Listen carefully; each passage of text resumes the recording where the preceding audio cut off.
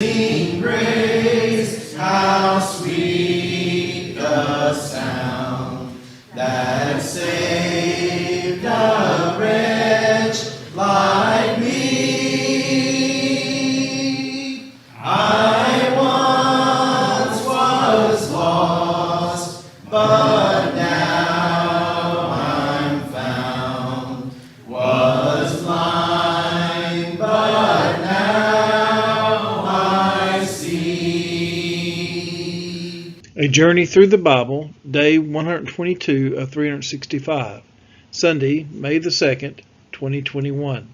Today's reading, 2 Samuel chapter 14, verses 1 through 33, chapter 15, verses 1 through 6, Psalm 62, 2 Samuel chapter 15, verses 7 through 12, Psalm 41, 2 Samuel chapter 15, verses 13 through 16, and Psalm 63. The readings in 2 Samuel are of the rebellion of Absalom against his father David. The Psalms in today's reading are of David's trust in God in spite of the dangers he faced from his enemies. 2 Samuel chapter 14 verses 1 through 7. Now Joab, the son of Zeruiah, knew that the king's heart went out to Absalom. And Joab sent to Tekoa, and brought from there a wise woman, and said to her, Pretend to be a mourner, and put on mourning garments. Do not anoint yourself with oil, but behave like a woman who has been mourning many days for the dead. Go to the king, and speak thus to him. So Joab put the words in her mouth. When the woman of Tekoa came to the king, she fell on her face to the ground, and paid homage, and said, Save me, O king. And the king said to her, What is your trouble? She answered, Alas, I am a widow, my husband is dead. And your servant had 2 sons, and they quarreled with one another in the field. There was no one to separate them, and one struck the other and killed him. And now the whole clan has risen against your servant. And they say, Give up the man who struck his brother, that we may put him to death for the life of his brother whom he killed. And so they would destroy the heir also. Thus they would quench my coal that is left, and leave to my husband neither name nor remnant on the face of the earth. 2 Samuel chapter 14 verses 8 through 17. Then the king said to the woman, Go to your house, and I will give orders concerning you. And the woman of Tekoa said to the king, On me be the guilt, my lord the king, and on my father's house let the king and his throne be guiltless. The king said, If anyone says anything to you, bring him to me, and he shall never touch you again. Then she said, Please let the king invoke the Lord your God, that the avenger of blood kill no more, and my son be not destroyed. He said, As the Lord lives, not one hair of your son shall fall to the ground. Then the woman said, Please let your servant speak a word to my lord the king. He said, Speak. And the woman said, Why then have you planned such a thing against the people of God? For in giving this decision, the king convicts himself, inasmuch as the king does not bring his banished one home again. We must all die. We are all like water spilled on the ground, which cannot be gathered up again. But God will not take away life, and he devises means so that the banished one will not remain an outcast. Now I have come to say this to my lord, the king, because the people have made me afraid, and your servant thought, I will speak to the king. It may be that the king will perform the request of his servant. For the king will hear and deliver his servant from the hand of the man who would destroy me and my son together from the heritage of God. And your servant thought, The word of my lord, the king, will set me at rest. For my lord, the king, is like the angel of God to discern good and evil. The Lord your God be with you.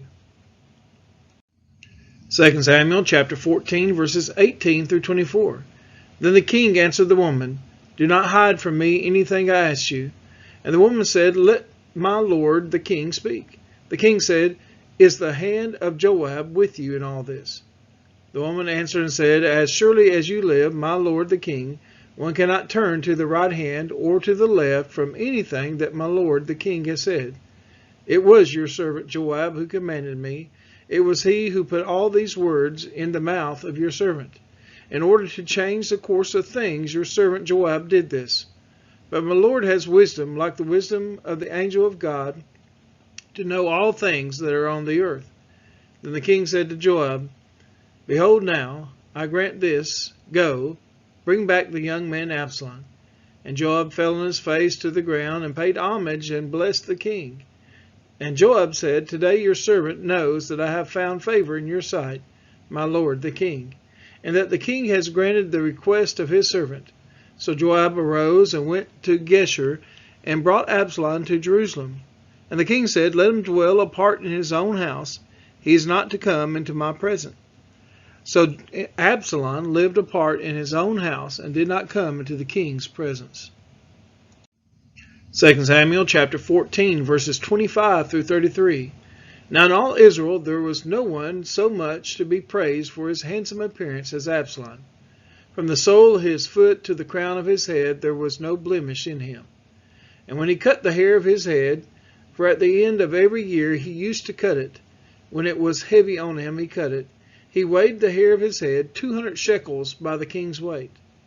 There were born to Absalom 3 sons and 1 daughter, whose name was Tamar. She was a beautiful woman. So Absalom lived 2 full years in Jerusalem without coming into the king's presence. Then Absalom sent for Joab to send him to the king, but Joab would not come to him. And he sent a second time, but Joab would not come. Then he said to his servants, See, Joab's field is next to mine, and he has barley there. Go and set it on fire. So Absalom's servant set the field on fire. Then Joab arose and went to Absalom at his house and said to him, Why have your servant set my field on fire? Absalom answered Joab, Behold, I sent word to you, Come here, that I may send you to the king to ask, Why have I come from Geshur? It would be better for me to be there still. Now therefore let me go into the presence of the king, and if there is guilt in me, let him put me to death. Then Joab went to the king and told him, and he summoned Absalom. So he came to the king and bowed himself on his face to the ground before the king, and the king kissed Absalom. 2 Samuel chapter 15, verses 1 through 6. After this, Absalom got himself a chariot and horses, and 50 men to run before him. And Absalom used to rise early and stand beside the way of the gate. And when any man had a dispute to come before the king for judgment, Absalom would call to him and say, From what city are you? And when he said, Your servant is of such and such a tribe in Israel, Absalom would say to him, See, your claims are good and right, but there is no man designated by the king to hear you. Then Absalom would say, Oh, that I were judge in the land, then every man with a dispute or cause might come to me, and I would give him justice. And whenever a man came near to pay homage to him, he would put out his hand and take hold of him and kiss him. Thus Absalom did to all of Israel who came to the king for judgment. So Absalom stole the hearts of the men of Israel. Psalm chapter 62, verses 1 through 12. To the choirmaster, according to Jeduthun, a psalm of David. For God alone my soul waits in silence. From him comes my salvation. He only is my rock and my salvation, my fortress. I shall not be greatly shaken. How long will all of you attack a man to batter him? Like a leaning wall, a tottering fence. They only plan to thrust him down from his high position. They take pleasure in falsehood. They bless with their mouths, but inwardly they curse. Selah. For God alone, O my soul, wait in silence, for my hope is from him. He only is my rock and my salvation, my fortress. I shall not be shaken. On God rests my salvation and my glory. My mighty rock, my refuge is God. Trust in him at all times. O people, pour out your heart before him. God is a refuge for us. Selah. Those of low estate are but a breath. Those of high estate are a delusion. In the balances they go up. They are tougher, lighter than a breath. Together lighter than a breath. Put no trust in extortion. Set no vain hopes on robbery. If riches increase, set not your heart on them. Once God has spoken twice, have I heard this, that power belongs to God. And that to you, O Lord, belongs steadfast love. For you will render to a man according to his work. 2 Samuel chapter 15, verses 7 through 12. And at the end of 4 years, Absalom said to the king, Please let me go and pay my vow, which I have vowed to the Lord in Hebron. For your servant vowed a vow while I lived in Geshur in Aram, saying, If the Lord will indeed bring me back to Jerusalem, then I will offer worship to the Lord. The king said to him, Go in peace. So he arose and went to Hebron. But Absalom sent secret messengers throughout all the tribes of Israel, saying, As soon as you hear the sound of the trumpet, then say, Absalom is king at Hebron. With Absalom went 200 men from Jerusalem, who were invited guests. They went in their innocence and knew nothing. And while Absalom was offering the sacrifices, he sent for Ahithophel the Gileadite, David's counselor, from his city in Gilead. And the conspiracy grew, and the people with Absalom kept increasing. Psalm chapter 41, verses 1 through 13. To the choir master, a psalm of David. Blessed is the one who considers the poor. In the day of trouble, the Lord delivers him. The Lord protects him and keeps him alive. He is called blessed in the land. You do not give him up to the will of his enemies. The Lord sustains him on his sickbed. In his illness, you restore him to full health. As for me, I said, O Lord, be gracious to me, heal me, for I have sinned against you. My enemies say of me in malice, When will he die? And his name perish. And when one comes to see me, he utters empty words, while his heart gathers iniquity. When he goes out, he tells it abroad. All who hate me whisper together about me. They imagine the worst from me.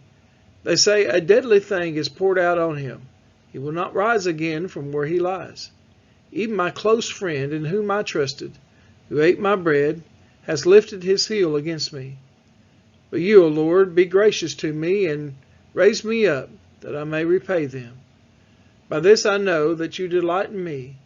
My enemy will not shout in triumph over me. But you have upheld me because of my integrity, and set me in your presence forever. Blessed be the Lord, the God of Israel, from everlasting to everlasting. Amen and amen. 2 Samuel chapter 15, verses 13 through 16. And a messenger came to David, saying, The hearts of the men of Israel have gone after Absalom. Then David said to all his servants who were with him at Jerusalem, Arise, and let us flee, or else there will be no escape for us from Absalom. Go quickly, lest he overtake us quickly, and bring down ruin on us, and strike the city with the edge of the sword. And the king's servant said to the king, Behold, your servants are ready to do whatever my lord the king decides.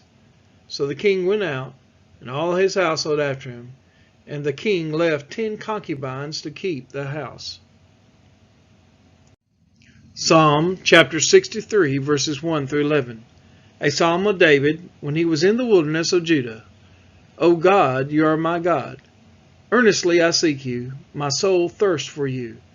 My flesh faints for you, as in a dry and weary land where there is no water.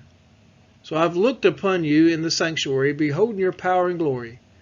Because your steadfast love is better than life, my lips will praise you. So I will bless you as long as I live. In your name I will lift up my hands. My soul will be satisfied as with fat and rich food. My mouth will praise you with joyful lips. When I remember you upon my bed, and meditate on you in the watches of the night. For you have been my help. And in the shadow of your wings I will sing for joy. My soul clings to you, your right hand upholds me. But those who seek to destroy my life shall go down into the depths of the earth. They shall be given over to the power of the sword. They shall be a portion for jackals. But the king shall rejoice in God. All who swear by him shall exult, for the mouths of liars will be stopped. We are his children, and he is our Father, watching over our soul. Great is his love for his sons and his daughters, watching